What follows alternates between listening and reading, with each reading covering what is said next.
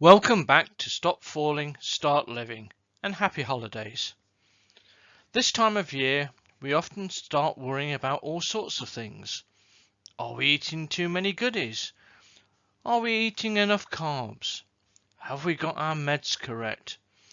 This can all lead to stress and can increase the likelihood of falls. Don't be like Santa here. Try not to stress out. Did you know that stress and blood sugar levels are connected? I am not messing with you right now. It's actually the real deal. Yes, we all know that certain foods like carbs can send your blood glucose levels through the roof, right? But how can stress be connected with that? Well, I need you to watch further because not only am I going to explain how it works, I'm also going to give you 5 simple techniques to relax and to help keep your blood sugar levels at normal levels. Okay, so when you have type 1 or type 2 diabetes, stress has a huge role to play. When you experience physical or emotional stress, your body releases stress hormones like cortisol and adrenaline. Now, in response, the body releases an extra energy into the bloodstream in the form of glucose, and now this is a perfectly natural body reaction. Now, for example, if you're being chased by a vicious animal or you're in some other dangerous situation, you need these hormones to prepare your body for a fight or flight mode. But when you're stressed, your body releases these hormones even if there isn't a major physical threat involved. And the result of it? Well, higher blood pressure, increased heart rate, and a rise in blood sugar. Now, when you have diabetes, it can become a big problem because when the stress is constant, your hormones and blood sugar will continue to surge. Now, also keep in mind that your blood sugar levels due to stress depend on which type of diabetes that you have. So if you have type 2, you generally experience an increase in blood glucose levels. But if you have type 1 diabetes, you may have a more varied response. You can experience either an increase or a decrease in blood glucose levels. So what you have to do whenever you feel stressed is to monitor your blood sugar levels. This way you'll see if stress is actually affecting them or not. Now, what I strongly recommend you do is when you feel stressed to rate your level of mental stress on a scale of 1 to 10. 10 reflects the highest level of stress. Write this number down in your journal. Now, after rating your stress, check your glucose levels. Continue doing this for the next couple of weeks. After some time, you'll notice the pattern. If you see that your glucose is regularly high, it is likely that stress is negatively affecting your blood sugar. Now, I know that everyday life can be stressful, okay? Pressure at work, problems in the family or in relationships, trying to cope with everyday tasks and responsibilities. And guys, no need to say that controlling diabetes itself can be emotionally draining, especially in those early days when you've just been diagnosed. You have to pay close attention to what you eat and you need lots of new things to learn and to remember. It can be tough, okay?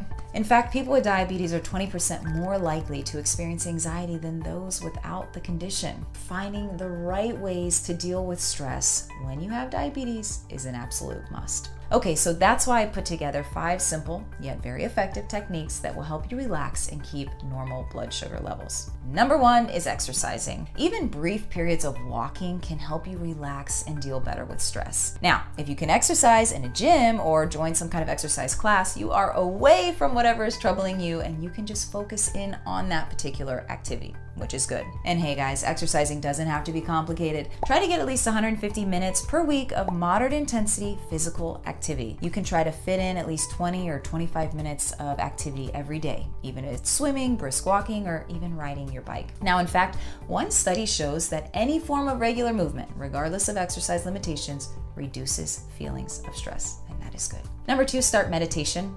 Any kind of meditation can help get rid of negative thoughts and allow your mind to just relax. Now, whether this is spiritual meditation, cognitive therapy, or yoga, it all makes a huge difference. Mindfulness techniques are designed to help you reduce stress. So try to start each morning with a 15-minute meditation. Find a quiet space to focus on your breathing, push away all those negative thoughts from your head, and let yourself be present in that moment. I can guarantee that this will set your tone for the rest of the day. Number 3, start writing a journal. Keeping a gratitude journal or writing down your thoughts, the positive ones, in a diary is a great stress buster. If you write down all that you're grateful for every day or any other positive things that happen to you, you will calm your brain down and you will release some positivity. This will decrease stress and it will help you see your situation from a different perspective. Number 4, try out the Clineo app. Clineo changes the way you approach diabetes, your everyday routine, and your food. Now, lots of people who have been using this app agreed that it helps you take small steps towards sustainable results, avoiding anxiety and diabetes burnout. So check the app in the description I put down below this video and keep your diabetes-related stress far away. All right, number 5, find a hobby. You know how they say find something you love to do and you'll never work another day in your life? Well, you can adopt that same philosophy to your hobby. Explore new activities that keep you moving and that distract you at the same time. And there are plenty of options for you here, okay? Try hiking in new settings every weekend, traveling to another city, and maybe just spending the whole day walking around.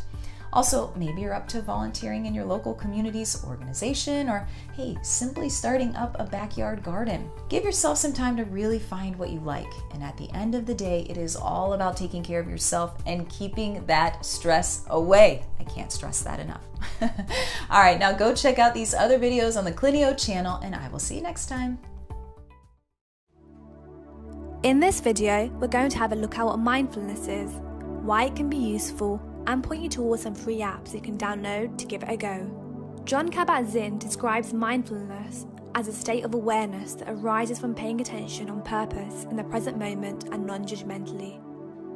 Through mindfulness practice, we can train our attention to focus on sensing rather than living in our heads. When we are living in our heads, we may experience excessive thought, we might ruminate, or be worried a lot about past or future events. By practicing mindfulness exercises in structured ways, like when we wake up and before we go to bed, we can then start to punctuate our daily lives with extra, small, mindful moments where we are giving present moment awareness, much like punctuating a book. It's important to remember that despite some misconceptions, mindfulness isn't a relaxation strategy. The goal while practicing is awareness and not relaxation, even if you may feel more relaxed in your day-to-day life as a result. We're also not aiming to achieve an altered state like hypnosis or emptying our mind. This is impossible. Mindfulness has roots in Buddhism, but it is now a widely used practice across society separate to any religion. Researchers have found that mindfulness practice can improve well-being, physical health, mental health, and sleep. Mindfulness exercises are also a common part of many types of therapy and support for mental health difficulties. In fact, mindfulness-based cognitive therapy is actually as effective as cognitive behavioral therapy and antidepressants in treating depression.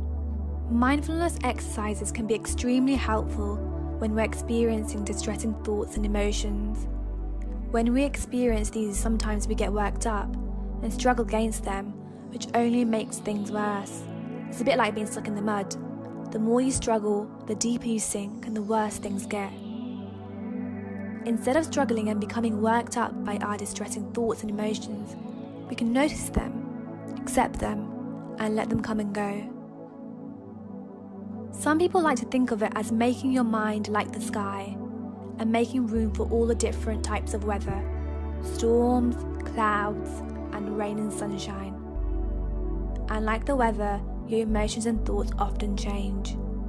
Things come and go, and that's just a part of life. Let's have a go at a quick mindfulness exercise now.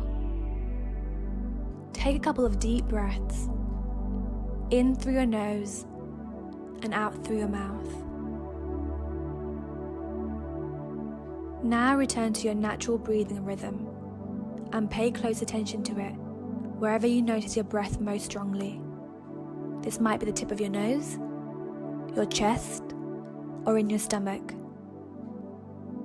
Notice any emotions you are feeling and how this feels in your body.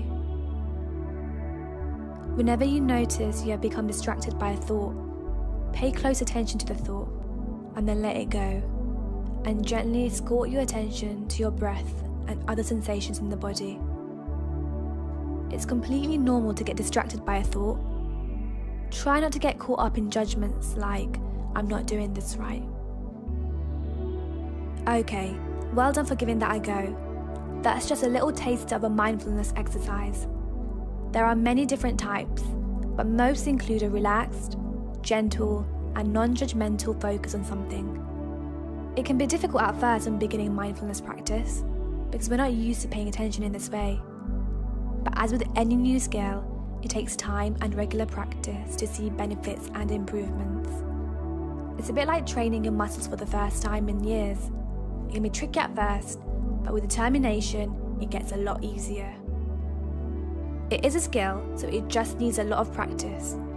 Just a few minutes each day when you wake up, before bed, will help to develop the skill and get your mind used to paying attention on purpose at the present moment. There are many videos online that you could watch to help you practice, or a number of apps that we recommend for those who would like to try some guided meditation. You can check out Smiling Mind, Mindful Gnats, or Chill Panda, which is suitable for younger children. There are of course some other apps which you have to pay a subscription to, such as Calm and Headspace, which are both very popular.